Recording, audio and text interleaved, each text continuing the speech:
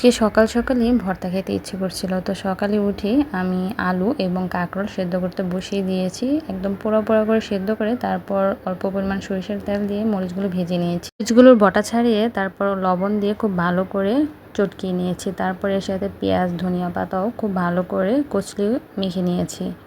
ভর্তা বানানোর সময় কিন্তু এই পেঁয়াজের ভর্তাতেই তেল দিতে হয়, কিন্তু আমার শাশুড়ি মা ভর্তায় তেল খায় না, সেজন্য এখন আর তেল দিচ্ছি না। প্রথমে অল্প পরিমাণ পেঁয়াজ ভর্তা আমি আলাদা করে নিয়েছি অন্য ভর্তা বানানোর জন্য। তারপর আলু ভর্তা মেখে অল্প পরিমাণ তেল ছাড়া উঠিয়ে নিয়েছি। তারপর বাকি ভর্তায় তেল দিয়ে ভালো করে মেখে নিয়েছি। বাস হয়ে গেল মজাদার আলু ভর্তা। এবার বানিয়ে নিচ্ছি কাঁকরোল ভর্তা। বাকি যে পেঁয়াজটুকু আমি উঠিয়ে নিয়েছিলাম তার মধ্যে কচলিয়ে মেখে নিয়েছি, আর তেল ছাড়া কিছু উঠিয়ে রেখে বাকিগুলোতে তেল দিয়ে মাখিয়ে নিয়েছি।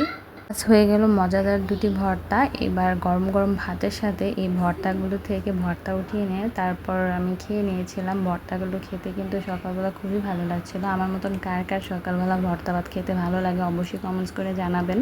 আর ভিডিওগুলো ভালো লাগলে অবশ্যই আমার চ্যানেলটি সাবস্ক্রাইব করে আমার পাশে থাকবেন। সবাই ভালো থাকবেন। আল্লাহ হাফেজ।